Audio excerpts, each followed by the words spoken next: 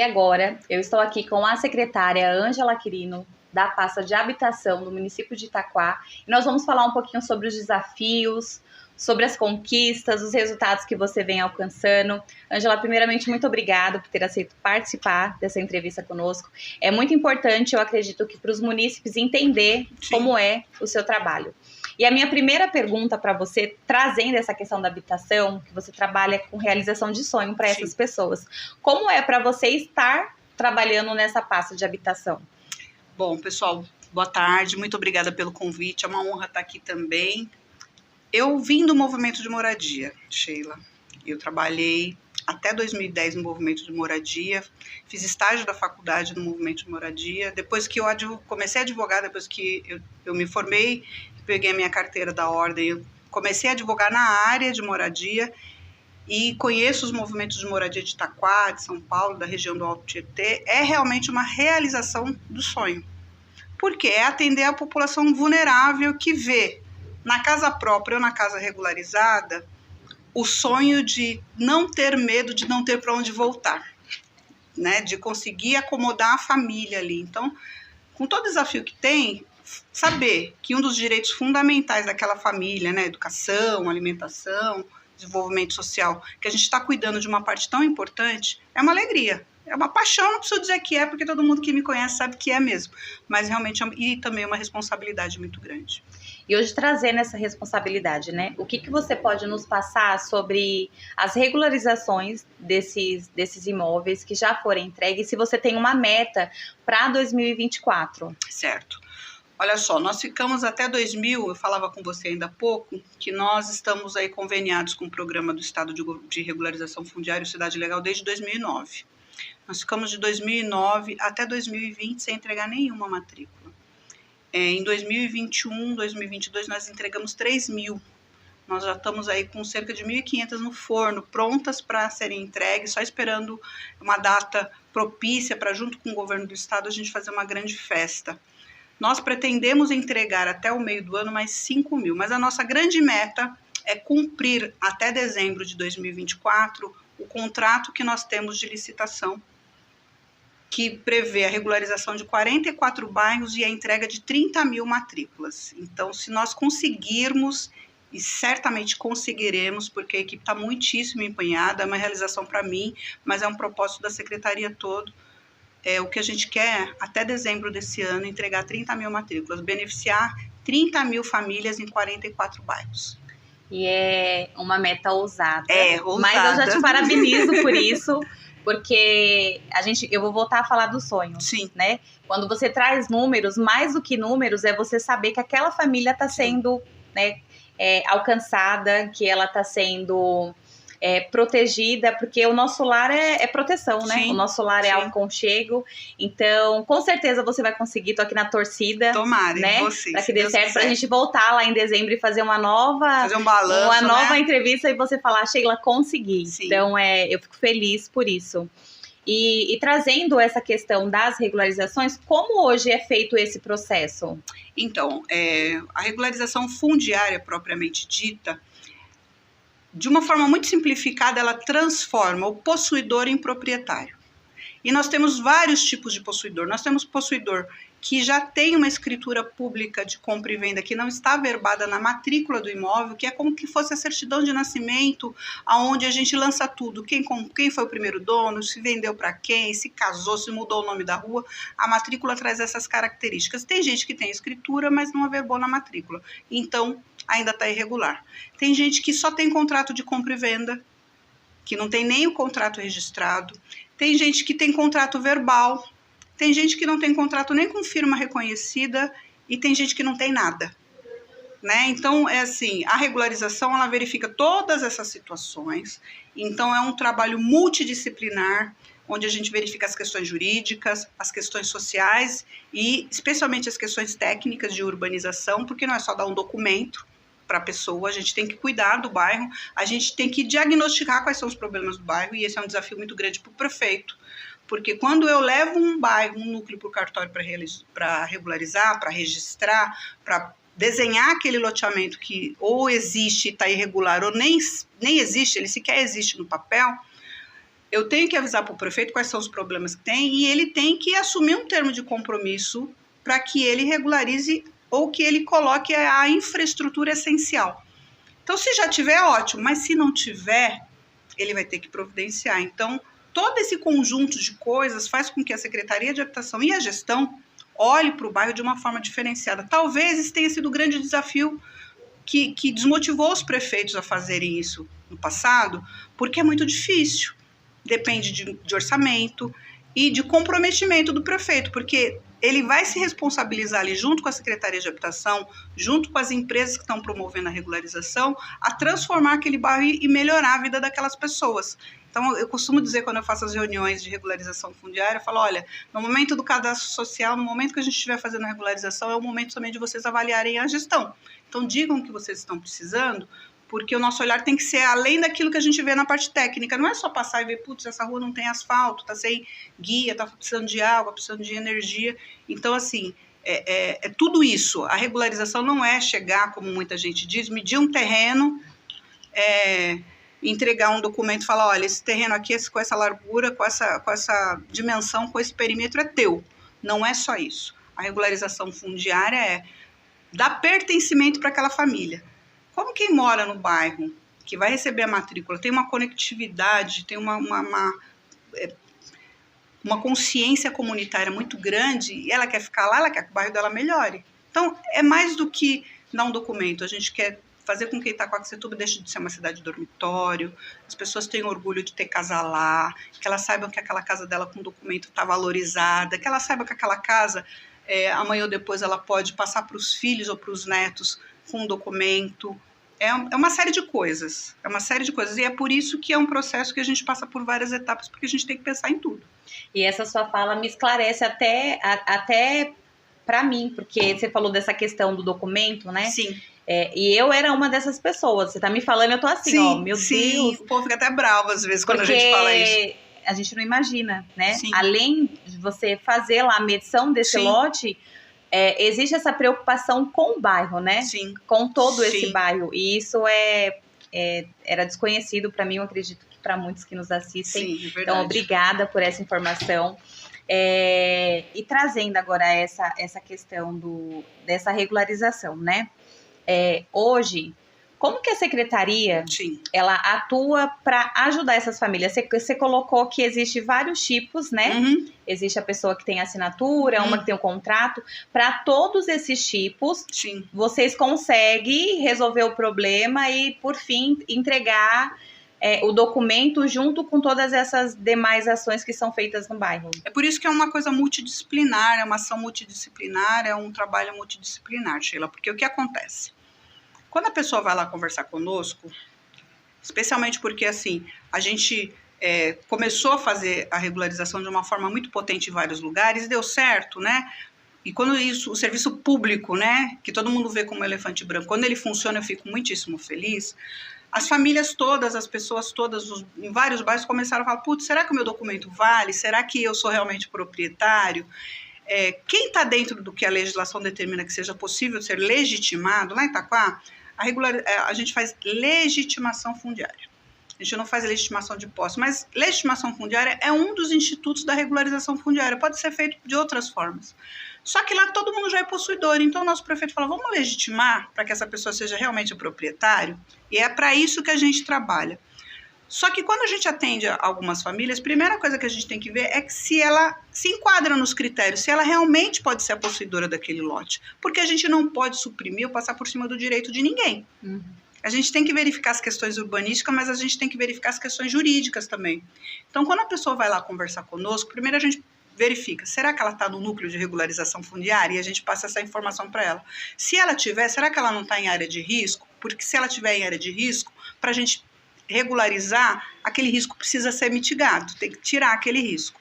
Será que esse risco é possível ser mitigado? Depois que a gente supera todas essas informações, quando a gente diz, olha, a tua casa está no núcleo de regularização, a gente pede a documentação, porque às vezes a pessoa já tem um profissional contratado para que foi contratado para regularizar, e a gente não pode passar por cima desse serviço que já foi feito.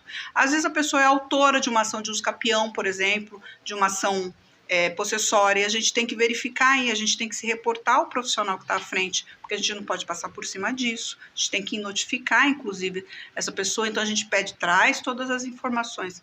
Às vezes, a pessoa não é o legitimado, não é para ela que aquela matrícula tem que ir. Por exemplo, ela vai lá pegar as informações, mas ela paga aluguel. Aquela matrícula não vai para ela, vai para quem ela paga aluguel. Então, a gente tem que estar preparado para isso, a gente tem uma equipe jurídica lá na secretaria, os consórcios contratados também têm equipe jurídica, nós trabalhamos lá com 2 consórcios, cada um com 2 empresas, então são 4 empresas, e as 4 empresas têm equipe jurídica. O Cidade Legal, porque nós temos núcleos que nós estamos tocando regularização também pelo Cidade Legal, tem lá também o departamento jurídico, técnico, social, para que a gente analise tudo. Então, quando essa família chega, ela fala assim, olha, eu quero regularizar o meu imóvel. Primeiro, a gente dá notícia ruim, que a gente não pode regularizar de forma individual, porque a regularização fundiária, ela tem um espírito coletivo. O espírito da lei é que atende o bairro, porque a gente vai ter que olhar a infraestrutura do bairro, as questões técnicas e urbanísticas do bairro. Então, o espírito da lei de regularização fundiária até pode ser solicitado pelo legitimado, mas a gente tem que olhar para o bairro todo. A gente primeiro verifica se está no núcleo, verifica se a pessoa tem alguma ação possessória tramitando, e aí a gente se remete ao advogado por uma questão de ética, de respeito ao trabalho, e porque assim tem que ser, e aí a gente dá a orientação. Na maioria das vezes, quando tem um profissional, o profissional vem conversar com a gente, pega todas as informações e a gente segue ali trabalhando junto.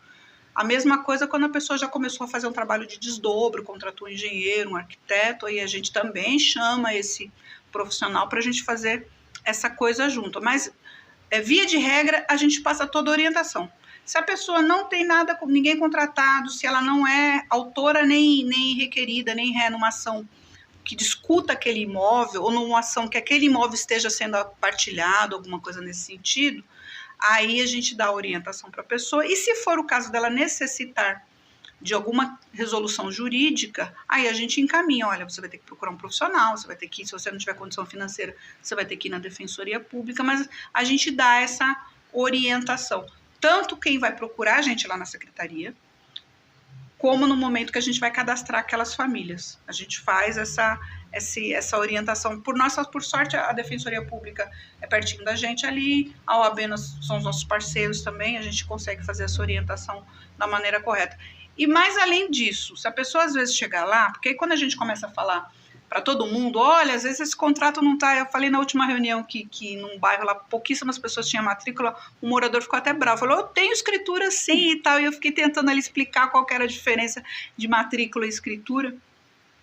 Às vezes a pessoa chega lá antes de vir para cá mesmo, chegou uma senhora e a filha dela com uma pasta de documentos, dizendo que ela já tinha tudo, mas ela tinha entrado com uma ação de uso capião e ela nunca entendeu de fato o porquê.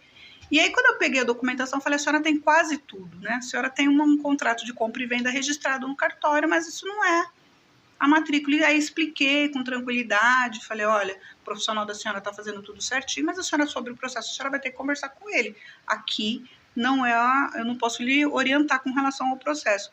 Mas é assim, a senhora comprou do jeito certinho, ela tinha a cadeia, né, de um que comprou para o outro, que vendeu, ela tinha essa cadeia possessória, a documentação estava correta. Então, acontece muito disso também, a pessoa vai lá conversar conosco para verificar se a documentação que ela tem é hábil.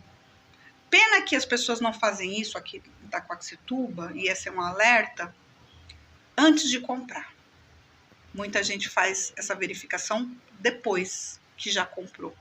Porque a gente tem condições de dizer se é um loteamento, se aquela sucessão de compra e venda vai chegar no proprietário tabular, quer dizer, que é o que está registrado no cartório, se o imóvel é um imóvel onde pode construir, porque ela vai precisar obrigatoriamente de um projeto. Eles geralmente fazem isso depois que eles já compraram. Quando dá tudo certo, legal, mas às vezes eles não verificam se tem dívida de IPTU, se tem outras dívidas, se tem alguma coisa para ser verificado, se vai ser possível fazer projeto, eles compram no escuro, e aí são vítimas às vezes de grileiros que infelizmente tem em todo lugar.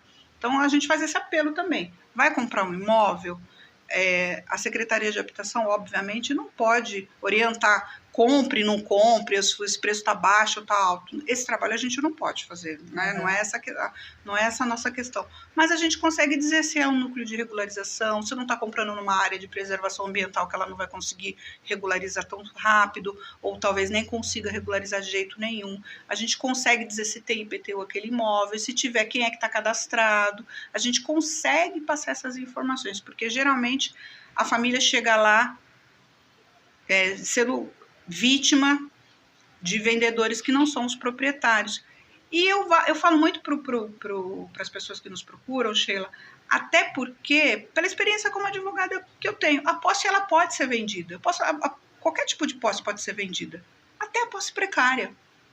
Embora seja temerária e, na minha opinião, não seja legal que isso seja feito, legal do ponto de vista jurídico. Mas quem está comprando precisa saber dos problemas que aquele terreno tem. E não é isso que acontece, que aquele terreno, que aquela casa, seja lá o que for, eu vou comprar alguma coisa, eu preciso saber. E as pessoas não sabem. Não sabem porque às vezes são enganadas e não sabem porque não precisam, não procuram saber, não vão no cartório, não buscam ver se tem dívida de IPTU, nada disso. Pagam qualquer preço lá porque querem sair do aluguel, porque viram uma boa oportunidade ou porque realmente precisam ficar mais perto do trabalho, querem mudar de vida e acabam sendo vítima do desconhecimento, dos espertalhões. Então, assim, vai comprar um imóvel, ou contrate um profissional sério, né, que vá fazer uma pesquisa completa, ou então pergunte, vá no cartório, converse conosco, vá na prefeitura, faça o levantamento, porque depois que comprou, aí não adianta chorar, né? Aí já tá feito. Já né? tá feito, exatamente. Eu acho que esse é um alerta bem legal, porque, mais uma vez, é uma informação que eu também não sabia. Sim. E muitas das vezes a empolgação de realizar esse sonho faz a gente Sim. tomar decisões erradas Sim. em relação a isso. Sim. E aí você trouxe aqui a questão da dúvida, né? Sobre o que é cada documento. Quando eu digo, não, essa casa é minha, Sim, eu tenho... sim. Em palavras, você conseguiria fazer diferenças? Tipo, o que é o contrato de compra e venda, o que é a matrícula? Eu posso traçar um paralelo, por exemplo, com a nossa certidão de casamento, para vocês entenderem. Com a nossa certidão de nascimento, para vocês entenderem. Quando eu nasço, sai a minha certidão de nascimento. Ponto. Ângela Fabiana Quirino de Oliveira. Nasceu tal dia. Se eu me casar, naquela própria certidão é feita uma averbação, ela se transforma em certidão de casamento. Se eu me divorciar, naquela certidão de casamento vai uma averbação. Ângela divorciou. Se eu falecer, naquele documento consta o óbito. Se eu mudar alguma coisa no meu estado civil, isso consta sempre no mesmo documento. O cartório tem essas informações. A matrícula do imóvel é isso. Quando o imóvel é matriculado, quando aquele imóvel é individualizado, porque a maioria dos bairros lá de Itaquá tem matrícula mãe ou transcrição de outro município, porque, para quem não sabe, Itaquá é comarca só de 2005 para cá. Antes era comarca de Poá. Poá antes era comarca de Suzano, e Suzano antes era comarca de Mogi. Então, a gente tem que fazer, quando a gente vai regularizar os bairros da Itaquá, a gente tem que fazer todo esse exercício para descobrir, às vezes, uma matrícula mãe ou uma transcrição lá de Mogi. E aí, quando eu individualizo a matrícula daquele imóvel, aquele imóvel é matriculado no meu nome e eu sou o primeiro dono, tudo que vai acontecer daí para frente tem que ser averbado. Então, veja, aquele imóvel é meu, eu comprei, eu matriculei, foi matriculado no meu nome. Se eu vender para você, essa venda tem que constar naquela matrícula, averbado lá. Em tal data, a Ângela vendeu para a Sheila. Se a Sheila vender para alguém, naquele mesmo documento, que é a matrícula, tem que constar essa compra e essa venda. Se tiver uma modificação no endereço, a rua mudou de nome, lá tem que ter essa averbação. Tem que ser tudo num documento só. Agora, você concorda comigo que se eu vender para você tudo certinho, eu vou querer fazer uma escritura de compra e venda registrada? Não é a matrícula. Essa escritura tem que ser registrada na matrícula. Então, na maioria das vezes, as pessoas confundem escritura com matrícula. E a escritura, a matrícula é onde tem toda a vida do imóvel. E às vezes a escritura é só compra e venda. Então, eu faço sempre por escritura pública. A maioria não faz. Porque essas coisas todas têm um custo. E é caro.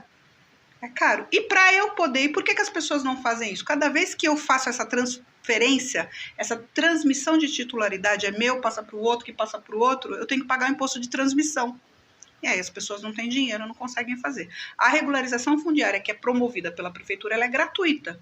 Isso tem um custo para o município, isso tem um custo para o governo do estado, se for do programa estadual, mas o cidadão não paga absolutamente nada. Só que se ele, eu falo isso porque a gente já teve problemas, se ele tiver algum processo judicial pendente, aí ele tem que tratar com um profissional lá, porque a gente tem que saber dessa situação. Porque, veja, se lá na matrícula está no meu nome e por conta da programa de regularização fundiária vai para o nome de outra pessoa que lá vai ser legitimado através do nosso processo. Se tiver alguma informação com relação àquele lote, um processo, um óbito, e a pessoa não nos informar, no momento que a gente protocola no cartório, a gente descobre se tiver alguma penhora, se tiver algum bloqueio. Então, por isso que a pessoa tem que nos falar. Então, a matrícula é um documento onde tudo que aconteceu no imóvel fica registrado, ou tem que ficar registrado. Escritura pode ser só uma escritura de compra e venda, essa é a grande diferença. Então, quando a gente entrega, eu acho muito engraçado isso, a gente entrega a matrícula, nasceu para a pessoa aquele imóvel a primeira vez, ela pega a matrícula no nome dela, é uma folhinha só. A gente entrega, quem já viu as nossas entregas, vê lá que a gente põe uma pastinha para ficar bonito, identifica e tal. E é uma folha, por quê? É a primeira matrícula, aquele imóvel nasceu no nome daquela pessoa, aquela pessoa vai ser como se fosse o primeiro dono. Ela não acredita, porque está acostumada com aquele monte de documento. A gente tem matrículas aí de grandes loteamentos que tem 40, 50 páginas. Por quê? Tudo que aconteceu naquele imóvel todo fica sendo anotado ali. Então, a gente entregou uma folhinha por meio da regularização fundiária promovida pelo município de Itaquaquecetuba. Esse imóvel foi legitimado para a Ângela, esse imóvel foi legitimado para a Sheila. É assim que consta. Então, a gente já teve casos de pessoa que pegou a matrícula, participou da festa, ficou feliz, mas não entendeu muito, falou, só isso aqui. Aí foi lá no cartório, olha, eu recebi isso aqui, o que é isso? É a matrícula do seu imóvel, o imóvel está no seu nome agora. Essa é a diferença primordial que as pessoas precisam entender. Porque tem gente que vai bravo com a gente no cartório. Eu já tenho escritura, não quero fazer isso, perder tempo. Porque dá trabalho de fazer, né? A gente, às vezes, tem que entrar na casa da pessoa para medir. Aí a gente olha e fala, olha, não é a matrícula. Se for, tem gente que tem? Tem. Uma minoria, mas tem. A gente julga que 80% dos imóveis de Itaquá não tem matrícula. Se for, ainda assim a pessoa tem que ir no cadastro, porque a gente tem que informar. Que ela tem que ser notificada. Olha, então você concorda com o projeto? Você Sim. Concorda? Concorda, então assina aqui. Porque se ela tem matrícula, ela não vai receber outra. Mas ela tem que ser notificada do projeto de regularização. E aí, esses poucos que têm essa matrícula, só é feito essa alteração. Porque, por vezes, eu não sei se todos... tem essa numeração, mas que também não consta em seu nome, Sim. né? Tá lá Sim. no primeiro, Sim. porque quando o primeiro vendeu, só fez esse contrato de compra Sim. e venda e acaba que continua irregular. Sim. No olhar da Secretaria de Isso Habitação, mesmo, né? Isso mesmo, só que aí o número da matrícula muda. Quando a gente abre uma nova matrícula no nome da pessoa. Então, se o imóvel tem uma matrícula individualizada, mas está no nome de outra pessoa, quando a gente faz a regularização, a depender do caso, a gente abre uma nova matrícula. Abre uma nova matrícula, que é para ficar tudo bonito. A gente redesenha o loteamento, isso dá muito trabalho. Porque a gente, veja, a gente pensa num bairro que parece ser regular, ele tem nome de rua, as casas têm número, elas têm quadra, elas têm lote, vem no IPTU, já isso descrito. E às vezes até isso a gente precisa alterar para poder o projeto bater. Por quê? O parcelamento de solo, ele tem uma legislação que ela é muito exigente, é uma lei muito severa, que é a 6766, que é uma lei de 79. A lei 13465 de 2017, que é de regularização fundiária, ela é muito mais flexível. Ela não fala sequer em parâmetro mínimo. Então, às vezes, um lote que pela 6766 eu não consigo regularizar, porque não tem o tamanho mínimo, pela regularização fundiária, sim. Então, às vezes, a gente modifica isso aconteceu, por exemplo, no Jardim Americano, lá em Itaquaquecetuba, que é um bairro perto do shopping. Era um loteamento que já estava registrado, foi aprovado à época, mas ele se desenvolveu de forma diferente. A realidade fática não é, mas você pega um mapa do loteamento, não bate. Foi subdividido, pessoas ocuparam áreas que não podiam ter sido ocupadas, mas consolidou e a gente tem que regularizar. E aí, por conta disso, a gente redesenha o loteamento. Então, mesmo as matrículas, às vezes, a depender da situação, ela muda de número. Entendi. E aí, uma coisa que você falou, por exemplo, quando eu vou lá na secretaria e falo que eu quero regularizar o meu imóvel, e aí vocês olham o bairro. Sim. Como que funciona isso, por exemplo, se Quando a pessoa alerta sobre essa questão de regularização, todo um bairro precisa mesmo? Ou aquela pessoa talvez tenha um conhecimento que ela só precisa? Se só uma pessoa do bairro ou poucas pessoas, como é que vocês conseguem identificar isso? Então, como que a gente elege um bairro para fazer regularização fundiária? A palavra-chave da regularização fundiária é consolidação. Se a gente olha para um bairro e aquelas moradias tem um adensamento, quer dizer, o bairro já está cheio de casas, cheio de famílias, e está consolidado, não dá para mudar mais. Não tem como eu voltar ao estado que aquele bairro era antes de ter sido ocupado irregularmente. Aquele bairro é eleito para fazer regularização fundiária. Quando a pessoa chega lá e ela fala, eu quero regularizar a minha casa, a gente verifica se ela está num bairro consolidado, porque às vezes ela não está. Olha, esse bairro aqui não é... A gente não pegou nenhum caso ainda, porque todos estão. Itaquá é muito adensada, né? É muito adensada. Então, se tiver, a gente olha isso. E se for só uma família de um bairro consolidado, a gente diz, olha, está nesta fase de regularização fundiária. Se tiver super avançada, a pessoa fica feliz da vida. Se não tiver, a gente diz quais são as fases, né? Assim como, às vezes, a pessoa é surpreendida com a regularização fundiária no meio de um processo judicial. E isso beneficia o processo. Então, a gente fala, não, vem falar com a gente, pede pro profissional falar. Então, assim, a palavra-chave é justamente essa. Assim como tem gente que está em lugar que não pode ser regularizado. E aí é um sofrimento, porque aí a gente tem que analisar o que a gente vai fazer com aquela família. Vai tirar o risco? Ou é um caso de remoção por conta de um risco risco é sempre risco de morte, né? Risco de desabamento, risco de inundação, e aí a gente tem que fazer o estudo de risco. Por quê? Porque a gente tem que respeitar a identidade comunitária que aquela família tem, porque quem quer pegar matrícula no imóvel é porque ela dali não quer sair. Mas a gente tem que, primeiro, muito além disso, está a vida da pessoa. Então a gente tem que fazer esse equiparar. Nem sempre a gente agrada a todo mundo, porque é um exercício para a gente sofrido às vezes, né? Mas a gente faz o mapeamento dessa forma. Então a gente... Como que vocês sabem, Ângela, se esse bairro é um bairro de regularização fundiária? Verificando as características de consolidação e adensamento. E se o bairro não tiver indicado, então vamos pensar que eu cheguei lá na secretaria e falo, olha, eu quero saber como é que está a regularização fundiária onde eu moro. A gente puxa lá no mapa, porque nós temos a cidade toda mapeada no que se refere ao mapeamento de regularização fundiária. Ixi, não está indicado, não está num núcleo. A gente não fala bairro, a gente fala núcleo, porque às vezes o núcleo é menor que um bairro, e às vezes o núcleo é maior. Depende de matrícula, mãe, a gente faz essa qualificação dessa forma, depende de divisão, de linhas divisórias de viário, às vezes linha de trem e tal.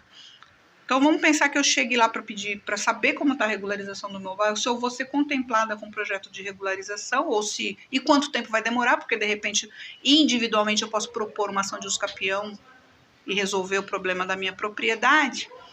Se não tiver, aí a gente começa a estudar o bairro. Isso já aconteceu recentemente, tanto que quando essa gestão começou, o prefeito se apaixonou por regularização fundiária, graças a Deus. Que ótimo. Que ótimo, né? E aí, quando nós começamos essa gestão, nós tínhamos 180 bairros indicados. Hoje nós temos 224. Quer dizer, aumentaram mais, 223. Mais de 40 bairros que a pessoa chegava... Fala, nossa, esse bairro não está indicado, vamos ver se tem as características. Aí a gente manda uma equipe técnica lá, manda engenharia, com os arquitetos de lá, mede, olha o bairro, verifica a infraestrutura, tem as características de adensamento e consolidação. Dá para fazer regularização fundiária aqui. Aí a gente indica para fazer. E trazendo essa questão que você falou sobre quando não tem a característica... ou a pessoa é nova ali no bairro, é um bairro que você, infelizmente, vai ter que desalocar, vamos dizer assim. Hoje, em Itaquá, existe esse trabalho, você já fez isso pelo nosso município. Eu não vou nem te perguntar qual é a sensação, porque essa não é boa, não. Né? Essa não é agradável. Nós temos um convênio importante nós temos uma parceria importante com a CDHU.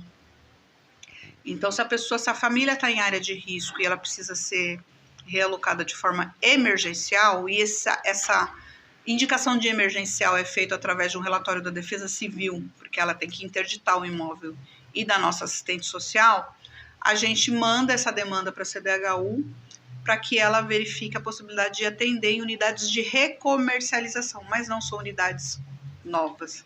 são unidades que foram reintegradas. Infelizmente, né, é um santo cobrindo o outro, né? Então, alguma família, por alguma eventualidade, foi reintegrada, aquele apartamento, aquela casa, aquela unidade habitacional ficou vazia, a CDHU manda essa demanda para a gente coloca essa família que foi desalojada, que foi removida de lá. Não é um tratamento interessante, a gente não gosta de fazer, porque é sempre um sofrimento tirar a pessoa da casa dela. A gente nunca teve grandes problemas. O grande problema mesmo é a interdição, porque pensa, quando a casa é interditada pela Defesa Civil, a pessoa não pode ficar mais lá. Então, às vezes, demora para vir um pouco mais do que nós gostaríamos. A CDHU tem um empenho e tem um atendimento sensacional conosco, mas às vezes demora mais do que nós gostaríamos. Então, até aquela família ser atendida, às vezes ela fica na casa de um parente, às vezes ela fica em outro lugar, e realmente é estressante, mas a gente dá todo o suporte, a gente atende de forma periódica. Só que essa demanda é muito grande, é maior do que o número de unidades que a gente tem. E a nossa maior preocupação são as nossas áreas de risco. Então, por conta disso, a gente está aí atrás de vários empreendimentos habitacionais, né? A gente inscreveu vários projetos no Minha Casa Minha Vida, a gente tem projetos no Casa Paulista do Governo do Estado. Eu digo muito isso porque as pessoas vão lá aflitas, né? Olha, eu quero ter uma unidade habitacional. Infelizmente, a demanda sempre vai ser maior do que a oferta. Infelizmente, né? Porque as famílias além de tudo, as famílias crescem, né? Então não tem unidade habitacional, aí tem um filho, o filho também se casa, também não tem. Então, por hora a gente tem empreendimentos habitacionais que a gente sabe que foram aprovados e serão construídos, mas para os casos emergenciais mesmo de remoção, a gente conta com essa parceria da CDHU. Ângela, trazendo agora tudo que você falou, tem algo importante que você gostaria de deixar aí para o nosso munícipe que está nos assistindo? Tem sim. Eu tenho falado isso em todos os lugares que a gente vai. A potencialização da Secretaria de Habitação ganhou um status, ganhou uma importância diferente nessa gestão e eu fico muito feliz, porque realmente o doutor Eduardo se apaixonou por regularização fundiária, se apaixonou pelos programas habitacionais, tem nos dado muito suporte, muito apoio e muita autonomia. A gente consegue trabalhar com muita autonomia, correndo atrás e buscando aí tudo que é possível. Eu fico muito feliz que ele realmente nos dê essa autonomia. Mas ficou muito tempo sem acontecer isso. E aí o que acontece? A população fica descrente, ou fica muito ansiosa ou impaciente. E por mais que eu digo sem medo de errar, sem sobra de dúvida, que nós estamos desenvolvendo, especialmente a regularização fundiária, de uma forma muito ágil mesmo, ainda assim a gente encontra bairros onde a população fica hostil, desacredita. Será que eu entrego meu documento? Será que é verdade? Então, o que nós dissemos? Quando eu faço reunião no bairro, que eu falo que a gente vai começar a regularização fundiária ali, quais serão as etapas, eu digo que tem uma fase que a regularização fundiária ela não se desenvolve se a pessoa não participar. Depois que eu fiz toda a parte técnica, eu fiz análise de diagnóstico, eu verifiquei se pode, se dá para fazer, se tem que recortar pedaço de risco, se tem que fazer. Quando chega na fase de eu mandar para o cartório, eu tenho que saber em nome de quem que eu vou colocar aquelas matrículas. Nessa fase, eu tenho que fazer o cadastro social das famílias, saber se é casado, porque é também um documento que é vinculado à legislação civil brasileira. Então, eu tenho que saber se a pessoa é casada, quem tem direito, se tem inventário, se tem herdeiros. Então, eu tenho que fazer essa pesquisa e eu tenho que fazer esse cadastro das famílias. E as famílias, às vezes, ficam, será que eu vou? E assim, mais do que isso, além de eu perguntar para elas um questionário extenso, com um monte de informação, porque eu tenho que mandar essas informações para o cartório, eu tenho que escanear os documentos. Aí, nessa hora, eles ficam retraídos, falam, meu Deus, o que eles vão fazer com esse monte de documento? Mas se eu não obtiver essas informações, eu não consigo fazer a minha CRF, que é a Certidão de Regularidade Fundiária, da forma completa para o prefeito assinar e eu mandar para o cartório. Então, qual é o apelo que eu faço? Que as famílias acreditem. Aproveita que a gente está aqui, já olha ali para a câmera. Elas acreditem, que elas participem. A gente manda os agentes uniformizados, a gente avisa com antecedência, a gente fala qual é o documento e mais ainda, a gente coloca todos os bairros geralmente tem um ponto de apoio para a pessoa ir lá verificar. Nós estamos lá na Secretaria de Habitação. Ficou com dúvida? Vai até lá.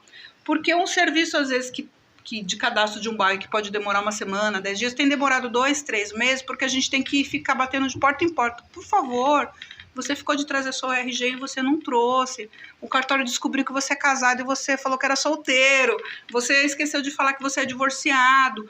Então, assim, a gente tem que cuidar das questões do direito civil da pessoa e é por isso que a gente se preocupa. E aí, para ajudar, como a gente começou a fazer esses diagnósticos das famílias e começou a perceber que as pessoas, quando pegavam as matrículas, elas viam que o imóvel valorizava, elas começaram a vender. Eu falei, não faz sentido a gente gastar dinheiro, empenho, energia, vontade política para uma política pública tão importante para a família vender a casa depois. O que você gostaria que tivesse aqui, Itaquá, para você não ir embora? E aí a gente começou a fazer esse diagnóstico com base num projeto que chama REURB Continuada, que foi escrito por uma das nossas assessoras, a Stephanie Dias, que é advogada também. A gente foi premiado, né, em nível nacional por conta desse projeto, foi considerada a melhor REURB do Brasil, e a gente ficou muito feliz. Mas aí a gente aproveita esse momento para inserir informações importantes que dão a oportunidade para aquele cadastrado avaliar a gestão e dizer o que ele está precisando para melhorar o bairro dele. Mais do que isso, a gente leva no início do cadastro um dia D com a participação de todas as secretarias que podem oferecer serviço. Então a gente leva o desenvolvimento social, que nos ajuda demais, porque a gente aproveita e atualiza os cadastros únicos das famílias.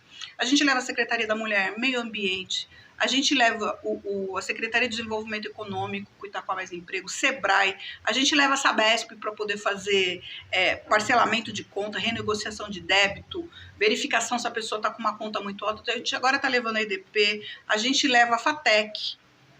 E a gente está trazendo cada vez mais parceiros, a gente está convidando todo mundo e todo mundo está aceitando. Por quê? Começa o cadastro com essa família, falando, olha, eu sou aqui do Jardim Itaquá, e eu gostaria que tivesse aqui isso, isso, isso. Eu vou aproveitar e eu vou na Van Cidadã, que o meu RG tá ruim, meu CPF não tá bom, eu vou aproveitar para tirar os documentos que tá faltando. Então, para a pessoa aproveitar, eu digo, não é obrigatório fazer regularização fundiária. Não é obrigatório receber a matrícula. Se não quiser, não precisa participar, eu não posso obrigar.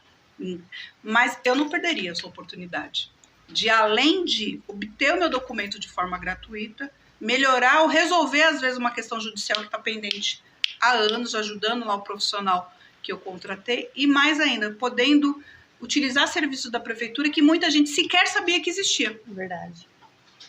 Por quê? Porque quem é que sai de manhã e fala, hoje eu vou lá na prefeitura ver o que eles têm para me oferecer? Ninguém faz isso. Só vai na prefeitura, só vai em algum órgão público para resolver problema.